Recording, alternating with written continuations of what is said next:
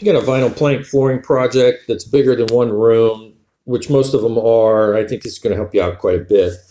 Once you decide on your layout, which mine goes front to back, starting on that left side, I work through this big room into a walk-in closet, out the door, down the hall, laundry room, some other doorways. So there's a lot going on.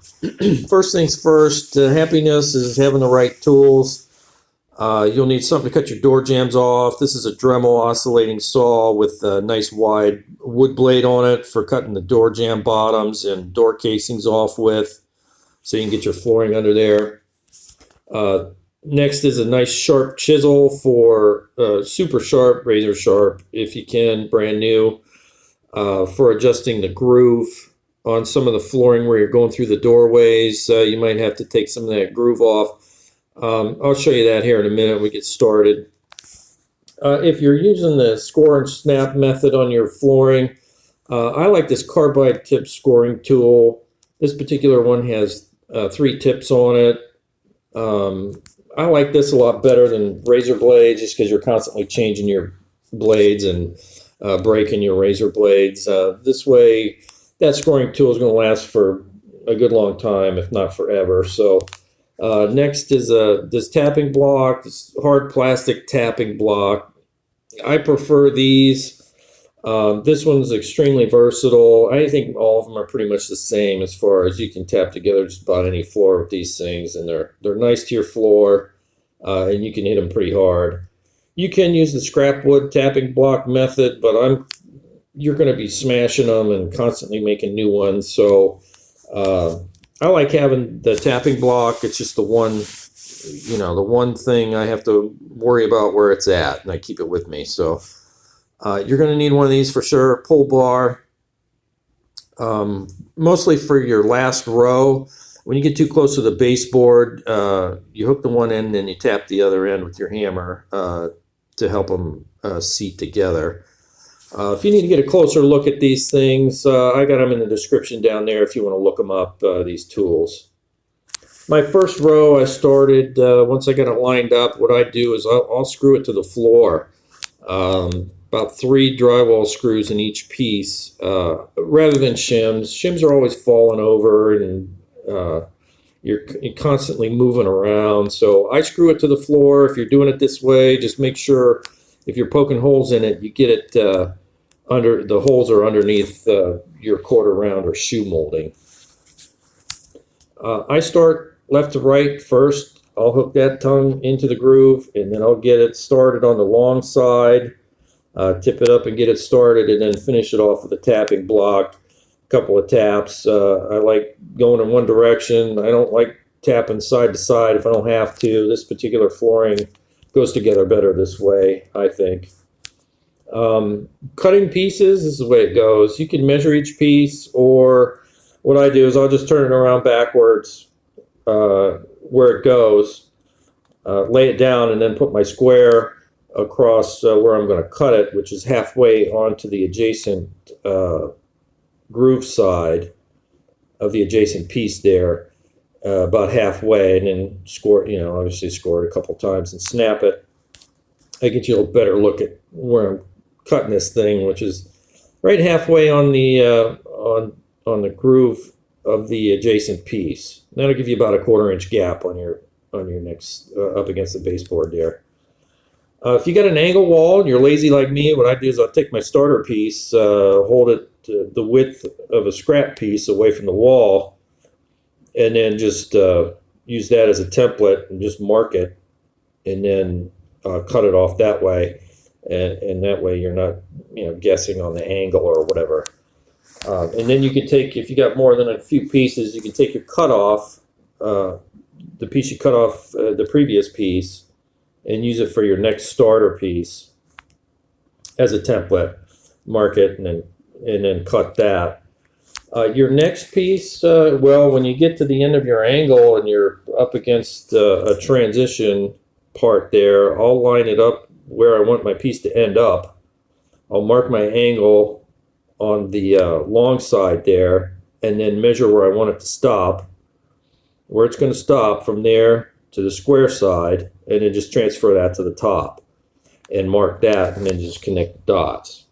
Those type of compound cuts, I'll use a jigsaw to cut those off with. That takes the guesswork out of it. When you're doing your floor, make sure you stagger your seams. The more random, the better. Color too, stagger your pieces. Use your cutoffs from the one side.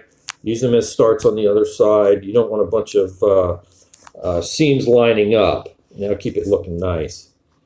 Last row, I got a rip piece here, which I ripped on the table saw. You need something to rip those pieces with, but you can see how this pull bar, that gives you that last little, to seat your last row there.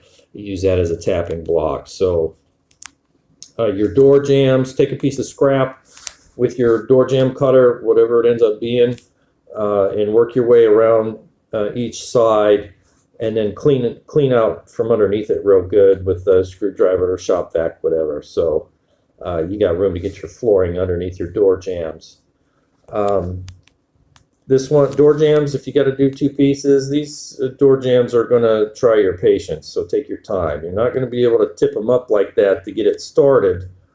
So what you want to do is take the groove. You can see part of that locking nub off of there. That's going to help your pieces slide together a little easier, so you don't have to tip it up. So what you want to do is take your sharp chisel and just take that top edge of that groove off, and then take your time. You don't have to get all of it. It doesn't have to be perfectly smooth, but if you get half or more of it off, it's going to help your piece go together a lot easier. And then, just like I said, just make sure you get all your little scraps out of there before you slide your piece in.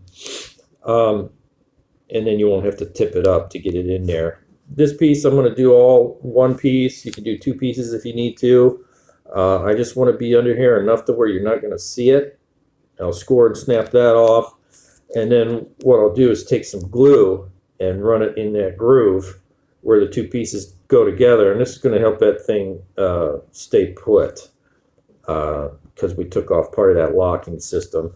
You might have to wiggle it around or tap it a little bit to get it close to where it goes, but you won't have to tip it up like you typically do to get them to lock together. I can almost push that in, and then I'll finish it off with my tapping block, get it seated real good, and then make sure you get any ooze out off glue with a wet towel or your finger or something, and get that off before it dries. And then you get to the other side of the door. I took a piece and lined it up as straight as I could to make a straight line across this next door, which is a little closet. And what I'll have to do is I'll get my first piece under the jamb there from the back side and then work my way back. You got to go backwards. Most of this flooring is pretty forgiving as far as going backwards. You can go forward and back.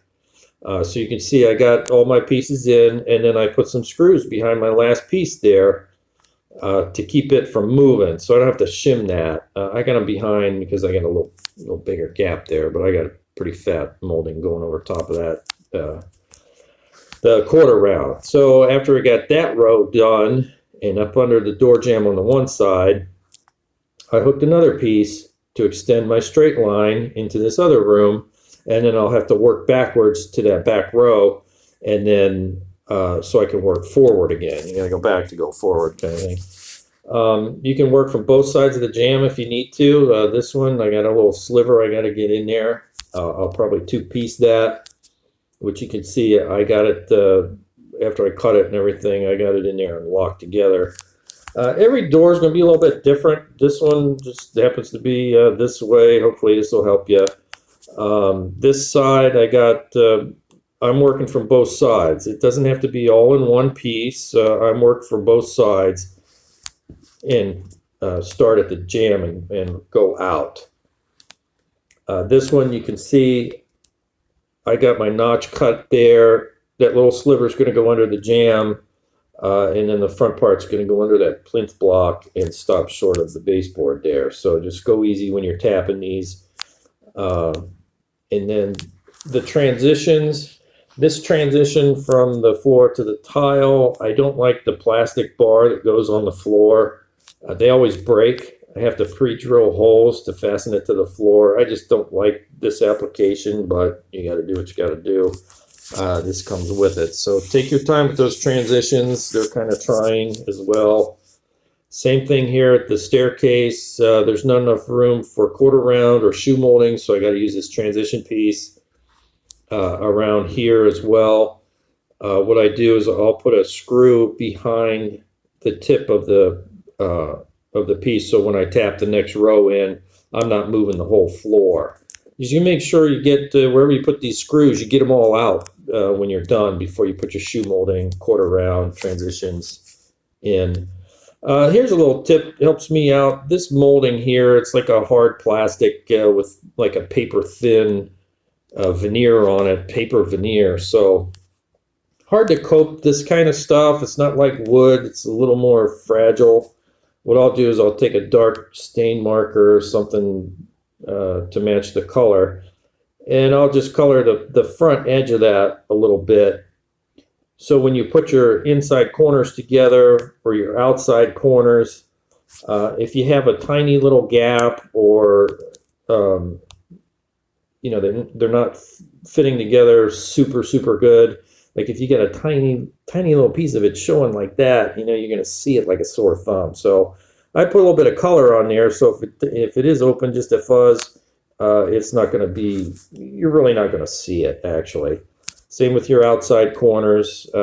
This being an outside corner, you know, I just color the top edge of that and then wipe it off, and that'll help hide that a little bit. So moving on, once you get that done and wiped off, you can glue them together too. But if you have a bifold door that has a bracket that needs attached to the floor, what you want to do is drill a pilot hole through the flooring and then drill an oversized hole for the screw so the flooring can move, so it can expand and contract with an oversized hole. And then just snug the bracket up. Don't crank on it. And that way your flooring can move. If you're doing carpet to your transition, if you cut your carpet a little long, you can fold that front edge over and use a pneumatic stapler, work the tip in there, and work across the threshold there, tucking it under and staple as you go, and kind of fluff it as you go. If you want to, you know, if you want to tackle that, you might have to have a carpet guy do that. It's kind of fussy. So yeah, all in all, this project, you know, it took a while, but it turned out good. Got all my moldings in. It needs a good swiffering, but yeah, you can see all the multiple rooms, the quarter round covered everywhere, into this walk-in closet, you know, all the different angles and stuff. So I guess my advice would be take your time. You know, if you need to, if you're getting frustrated and you need to stop and walk away from it, you know, do that. It's not worth messing it up.